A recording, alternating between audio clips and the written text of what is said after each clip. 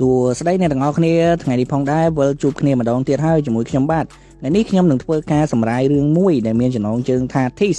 ចង់ដឹងរឿងនេះយ៉ាងដូចម្ដេចយើងទៅទស្សនាដូចតទៅណាបាទរូបភាពក៏បានចាំចាំងគ្រួសារមួយដែលគ្រួសាររបស់គេហ្នឹងគឺមានក្តីសុខមែនទែនហើយឪពុកគេកំពុងតែអង្គុយមើលកូនងូតទឹកជាមួយនឹងម៉ាក់គេនឹងឯងនៅពេលដែលកំពុងតែងូតទឹកហ្នឹងក្មេងប្រុសម្នាក់គឺមានឈ្មោះថា Brad គាត់បានឈាមដៃហើយអ្នកដែលអង្គុយចិត្ត Brad ហ្នឹងគឺប្អូនស្រីរបស់គាត់នាងមានឈ្មោះថា Dio នៅពេលដែលឈាមដៃហ្នឹងឪពុករបស់នាងក៏បានទៅសួរ Brad ថាកូនឯងមានរឿងអីហើយ Brad ហ្នឹងក៏បាននិយាយអីដែរគាត់ធ្វើមក EO ឈឺហ្នឹងទៅហើយដឹងហេតុអីបានឈាមហ៎អត់ប្រាប់ចូលឆ្ងល់ចាំពាក់កណ្ដាលរឿងដឹងអីហើយរូបភាពក៏បានចាំចាំងនៅពេលដែលនាងធំ Dio នាងបានធ្វើការនៅកន្លែងមួយដែលមានឈ្មោះថា The Promise ដែលកន្លែងហ្នឹងគឺជាកន្លែងអប់រំផ្លូវចិត្តអីចឹងណាទៅបរៀនពួកក្មេងៗពីទង្វើល្អអីល្អចឹងទៅហើយនៅពេលដែលនាងចេញពីបរៀនពួកក្មេងៗហ្នឹងនាងក៏បានមកអង្គុយលេងជាមួយនឹងមិត្តរួមការងាររបស់នាងពេលដែលកំពុងតែនិយាយហ្នឹងស្រាប់តែបានជួបជាមួយបរិសម្នាក់បរិសហ្នឹងគឺមានឈ្មោះថា Tom ហើយនៅពេលដែល Dio ឃើញនាងក៏បានក្រាស់ទៅលើ Tom ហ្នឹងដែរព្រោះហេតុអីមើលទៅរៀងស្អាតដែរតែមុខឯសក់កញ្ញាញ់ហើយពេលហ្នឹង Tom ហើយនឹង Dio ហ្នឹងក៏បាននិយាយគ្នាដើម្បីស្គាល់គ្នាជាលើកដំបូងអីចឹងណាព្រោះថាស្គាល់តាមមិត្តភ័ក្តិបន្ទាប់ពីជួបលោក Tom នៅកន្លែងធ្វើការគាត់ហើយគាត់ក៏បានជិះកង់ត្រឡប់មកផ្ទះវិញដើម្បីមកសួរសុខទុក្ខឪពុកម្ដាយអញ្ចឹងណានៅពេលដែលគាត់និយាយជាមួយឪពុកម្ដាយគាត់អីហើយហ្នឹងស្អែកឡើងក៏បានមកដល់នាងក៏បានជិះកង់ទៅសិក្សារៀនសូត្រនៅពេលដែលនាងទៅដល់សាលាហ្នឹងគឺក៏បានជួបលោក Tom ដែរព្រោះលោក Tom រៀននៅនឹងដែរហើយរៀនថ្នាក់មួយគ្នាថែមទៀតផងនៅពេលដែលពួកគាត់កំពុងតែរៀនហ្នឹងគ្រូនៅក្នុងហ្នឹងគឺនិយាយតែពីរឿងប្រដាប់ភេទរឿងនេករាជនិយាយទៅនិយាយរឿងនេករាជរហូតហើយពេលហ្នឹងពេលចេញពីរៀនពួកគេក៏បាននាំមិត្តភ័ក្តិគេ2នាក់ទៀតទៅមើលកុនម្នាក់មកគូអញ្ចឹងណានៅពេលដែលបញ្ចប់ពីការមើលកុនហើយពួកគេក៏បាននាំគ្នាទៅព្រៃមួយកន្លែងដែលព្រៃហ្នឹងគឺជាកន្លែងស្អាតដល់កហើយមានទឹកមានអីលេងអញ្ចឹងណាពួកហ្នឹងចូលចិត្តលេងទឹកហើយពួកហ្នឹងក៏បានប្រាប់ថាចាំមើលថ្ងៃសៅរ៍សប្តាហ៍ហ្នឹងចាំមកលេងនឹងទាំងអស់គ្នាហើយពួកហ្នឹងក៏បានយល់ព្រមថាមកលេងនឹងទាំងអស់គ្នាពីគូហ្នឹងបើនិយាយពីបងប្រុស Dio ដែលមានឈ្មោះថា Brad ហ្នឹងមួយថ្ងៃគ្មានធ្វើស្អីទេគឺតែពីនៅមួយស្រីរបស់គេមួយហ្នឹងអង្គុយអោបផងថើផងស្វីតផងនៅក្នុងផ្ទះហ្នឹងអត់មានខ្វាយខ្វល់រឿងការងារមុខស្ទាវយ៉ាងម៉េចមុខចេញមកយប់ឡើងក៏បានមកដល់កញ្ញា Dio គាត់កំពុងតែគេងនៅពេលដែលគាត់កំពុងតែគេងហ្នឹងស្រាប់តែគាត់មានអារម្មណ៍ថាចង់ខ្វាក្រាមខ្លួនឯងពេលហ្នឹងគាត់ក៏បានសម័យឃើញលោក Tom សំបីអាស្រីក៏ចេះសម័យដែរក៏គិតថាប្រុសនៅពេលគាត់សម័យឃើញលោក Tom ហ្នឹងគាត់ក៏បានយកដៃទៅរាវក្តាមតែនៅពេលដែលមិនទាន់បានដល់ក្តាមផងស្រាប់តែមានសត្វអ្វីយ៉ាងនៅក្នុងកន្លែងរូងក្តាមហ្នឹងវាបានស្រែកក្រហមមកកញ្ញា Dio ធ្វើឲ្យនាងផិតភ័យមែនតើប៊ីនឹងខំដៃរបស់នាងឈាមថែមទៀតផងហើយនាងក៏បានអស់អារម្មណ៍ទៅនាងក៏បានឈប់ធ្វើឈប់អីទេនាងក៏បានដេកទៅហើយអ្នកនរគ្នាបើគាត់ជាដឹងឯថាហេតុអីបានជា Brad ដែលជាបងប្រុសរបស់ Dio ហ្នឹងដាច់ដៃដោយសារបងប្រុសហ្នឹងចលើមលូកចូលឥឡូវរៀងឈាមដៃអញ្ចឹងអាការវគ្គ1បើគាត់ជាដឹងហើយពេលហ្នឹងព្រឹកឡើងក៏បានមកដល់នាងក៏បានដើរមកកន្លែងព្រៃដែលថាណាត់គ្នាមកលេងជាមួយមិត្តភ័ក្តិនាងហើយថមនឹងឯងតែមកគូនោះអត់បានមកទេហើយនាងក៏បានខលហៅថមឲ្យមក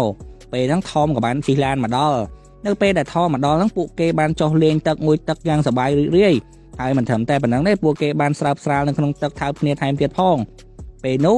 កញ្ញា Dio ហ្នឹងគាត់មានអាការៈថាអូយដូចល្ងាមិនទេនេះគាត់ក៏បានរត់ចូលទៅក្នុងរូងភ្នំមួយកន្លែងនៅចិត្តហ្នឹងនៅពេលដែលគាត់កំពុងតែអង្គុយដើម្បីឲ្យបាត់ល្ងាហ្នឹងស្រាប់តា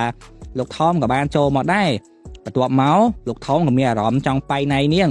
គាត់ក៏បានចាប់នាងបំរុងនឹងប៉ៃណៃទៅហើយនាគរាជហ្នឹងចូលបានមាត់ក្តាមអីហ្នឹងស្រាប់តែត្រូវបានក្តាមហ្នឹងវាខំទៅដាច់បាត់ទៅ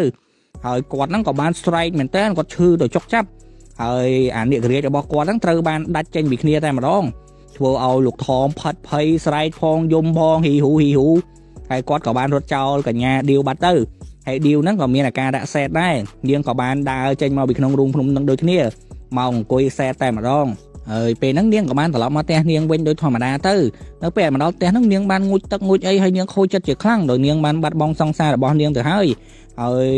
ក្នុងចិត្តនាងគាត់ថាមិនគួរណាធ្វើឲ្យបែបហ្នឹងដាច់នេករាជចោះវិញហើយបន្តមកទៀតហ្នឹង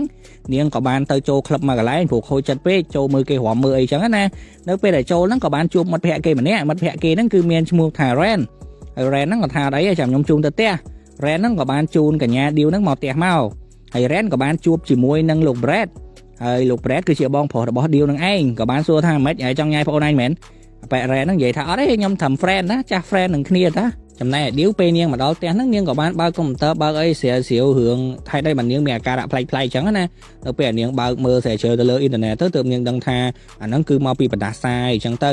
ហើយបន្ទាប់មកហ្នឹងនាងផិតភ័យមែនតើហើយនាងក៏បានសម្រេចចិត្តថានឹងទៅជួបលោកវិជ្ជាបណ្ឌិតដើម្បីពិភាក្សាគ្រូច្បល់អញ្ចឹងទៅនាងក៏បានជីកង់ធាក់ប្រយចេញទៅកាន់ពេទ្យមកកន្លែងហើយឲ្យវិជ្ជាបណ្ឌិតមួយហ្នឹងឲ្យគាត់មើលថាតើហ្នឹងគាត់នាងហ្នឹងមានបញ្ហាអីវិជ្ជាបណ្ឌិតសួរថាអញហើយកើតអីបានមកហ្នឹងហើយគាត់នាងហ្នឹងបាននិយាយថាអូរូងក្តាមខ្ញុំហ្នឹងដូចជាមានបញ្ហាដូចអត់សូវស្រួលទេឥឡូវលោកអាចមើលបានទេលោកវិជ្ជាបណ្ឌិតហ្នឹងក៏បានឲ្យនាងដេកហើយគាត់ហ្នឹងក៏បានយកដៃលូកចូលទៅក្នុងរុនក្តាមរបស់កញ្ញាឌីវនៅពេលដែលលោកចូលហ្នឹងស្រាប់តាដៃរបស់លោកវិជ្ជាបណ្ឌិតហ្នឹងគឺមានអាការឈឺចាប់មែនតើគាត់បានស្រែកផងទាញចុះទាញឡើងផងហើយអត់ចេញទេដោយអាសត្វហ្នឹងខំជាប់ហ្មងបាទសាហាវមែនតើហើយពេលហ្នឹងស្រាប់តាគាត់ដកមកទំហឹងមកធ្វើឲ្យដៃរបស់លោកវិជ្ជាបណ្ឌិតហ្នឹងដាច់ខ្ទេចតែម្ដងដាច់ម្រាមដៃហ្នឹងធ្វើឲ្យលោកវិជ្ជាបណ្ឌិតស្រែកយំហើយកញ្ញាឌីវហ្នឹងភ័យមែនតើគាត់ក៏បានរត់ចេញពីមន្ទីរពេទ្យហ្នឹងបាត់ទៅធាក់កង់មកផ្ទះវិញធ្វើមិនដឹងតែម្ដងនៅពេលដែលនាងបានមកដល់ផ្ទះហ្នឹងនាងក៏បានឃើញម្ដាយរបស់នាងហ្នឹងដេកសន្លប់នៅលើឥដ្ឋហើយអាបងប្រុសរបស់នាងអត់ខ្វល់បើកឯសំឡេងចង់បែកក្រាកាជីអីហើយគាត់កំពុងតែបែងនៃសង្សាររបស់គាត់លើសើនៅក្នុងផ្ទះហ្នឹង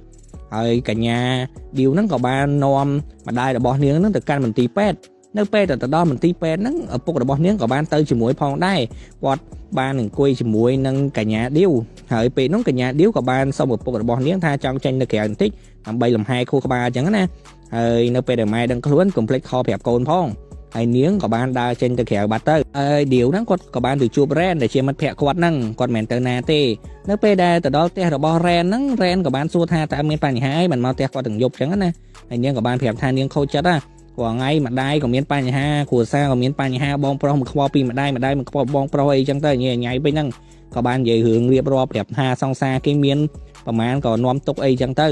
ហើយលោករ៉ែនហ្នឹងគាត់ក៏បានដៃគាត់ក៏បាននិយាយអូកាឡាអូអីចឹងទៅហើយគាត់ក៏បានរៀបចំនៅក្នុងបន្ទប់របស់គាត់ហ្នឹងឲ្យស្អាតមែនទែនមានពន្លឺភ្លើងទៀនផឹកស្រាក្រហមអីចឹងណានៅពេលដែលកំពុងតែផឹកស្រាក្រហមឈួលឈើមឈួលឆៅហើយពួកគេក៏មានអារម្មណ៍ចង់អីទៀតហើយចង់បៃណៃហ្នឹងឯងហើយបន្ទាប់មកទៀតហ្នឹងពួកគេក៏បាននាំគ្នាបៃណៃទៅតាយប់ហ្នឹងអត់ដឹងអាសត្វចម្លែកហ្នឹងវាកើតឡប់អីវាទេគឺវាមានអត់បានធ្វើអីលោករ៉ែនហ្នឹងឡើយពួកគេក៏បានបៃណៃគ្នាយ៉ាងស្រុកស្រួលតែម្ដងហើយពេលព្រឹកឡើងក៏បានមកដល់លោករ៉ែនហ្នឹងចង់ម្ដងទៀតក៏បានបបួលកញ្ញារ៉ែនហ្នឹងដាក់ម្ដងទៀតនៅពេលដាក់ម្ដងទៀតហ្នឹងស្រាប់តែអាសត្វចម្លែកហ្នឹងធ្វើទុកក៏បានខំអ្នករាជរបស់លោករ៉ែនហ្នឹងដាច់បាត់ទៅឲ្យលោករ៉ែនហ្នឹងស្រែកឲ្យសន្ធោសន្ធៅក្នុងផ្ទះហ្នឹងដោយគាត់មានការចុកចាប់ជាខ្លាំងដោយអ្នករាជរបស់គាត់បានដាច់ទៀតហើយកញ្ញាឌីវហ្នឹងដើរចេញមកធ្វើដូចអត់ដឹងរឿងអីចឹងធ្វើដូចទៀតអញទៀតអីហើយនាងក៏បានដើរចេញមកខាងក្រៅផ្ទះរបស់លោករ៉ែនហ្នឹងទៅបន្ទាប់ពីចេញពីផ្ទះរបស់លោករ៉ែនហើយកញ្ញាឌីវក៏បានត្រឡប់មកផ្ទះវិញនៅពេលដែលមកផ្ទះហ្នឹងគាត់ក៏បានឃើញលោកប្រេតហ្នឹងជាបងប្រុសហ្នឹងអង្គុយនៅក្នុងបន្ទប់មួយដែលមានខ្វល់ពីរឿងអីទាំងអស់ហើយប៉ាម៉ាក់ឈឺអីក៏គាត់មានខ្វល់ដែរគាត់នៅធ្វើធម្មតាគិតពីរឿងស្រីស្រាញៀនលបែងគាត់ហ្នឹងហើយកញ្ញាឌីវហ្នឹងចង់សងសឹកជាមួយគាត់ក៏បានធ្វើទៅជាឲ្យដៃលោកប្រេតហ្នឹងដោយជាបងប្រុសហ្នឹងហើយនៅពេលដែលឲ្យដៃឲ្យលោកប្រេតហ្នឹងក៏បានចាប់កញ្ញាឌីវហ្នឹងយកមកបៃណៃតែនៅពេលដែលសោកនេករាចូលបន្តិចនោះស្រាប់តែត្រូវបានអាសត្វចម្លែកឈួតយកនឹងវាខំដាច់អានេករាជហ្នឹងតែម្ដងហើយកញ្ញាឌីវហ្នឹងក៏បានងើបឈរឡើងទៅហើយលោកប្រេតហ្នឹងគឺមានការឈឺចុកចាប់មែនតើឈាមឲ្យហូរពេញពុកហើយពេលហ្នឹងលោកប្រេតហ្នឹងក៏បានសួរថាណាដាច់អីមិនអត់ឃើញអញ្ចឹងស្រាប់តែកញ្ញាឌីវហ្នឹងគាត់ទម្លាក់ចុះមកឬសូក្ដុកចុះមកក្រោមនេករាជហ្នឹងគឺដាច់ជាពីរតែម្ដងហើយពេលហ្នឹងឆ្កែរបស់លោកប្រេតហ្នឹងក៏បានរត់មកស៊ីអានេករាជរបស់លោកប្រេតហ្នឹងបាត់ទៅហើយកញ្ញាឌីវគាត់ក៏បានដើរចេញមកខាងក្រៅមកដោយទុកឲ្យលោកប្រេតនៅឈឺពើផ្សារតែម្នាក់ឯងនៅក្នុងបន្ទប់ហ្នឹងទៅបន្ទាប់មករូបភាពក៏បានចាក់បញ្ចាំងទៅកញ្ញាឌីវកំពុងតែជិះកង់នៅពេលនាងជិះកង់នាងស្រាប់តែមានបញ្ហាហើយនាងក៏បានហៅតាក់ស៊ីមួយដើម្បីឲ្យជូននាងទៅទីណាទីណីអញ្ចឹងណាខ្ញុំក៏ដឹងថាទៅណាដែរហើយពេលហ្នឹងកំពុងតែជិះតាក់ស៊ីស្រាប់ទៅដល់កន្លែងស្ងាត់មួយលោកតាកំហូចមួយហ្នឹងក៏បានបបួលកញ្ញាឌីវហ្នឹងដាក់មួយអញ្ចឹងណាហើយកញ្ញាឌីវហ្នឹងក៏បានងាកទៅកញ្ចក់ហើយរូបភាពក៏បានចាប់តែម្ដងអ្នកនរគ្នាគិតមើលថាតើលោកតាហ្នឹងដាក់អត់ហើយនឹងមានរឿងអីកើតឡើងទៀតប្រកាសជាដឹងហើយអញ្ចឹងប្រុសយើងមួយចំនួនមុននឹងធ្វើអីមួយមើលផងប្រយ័ត្នដាច់អ្នករាជបាត់ខានលិតអូខេអ្នកនរគ្នាបាយជួបគ្នាលើក្រោយទៀតអរគុណបាទ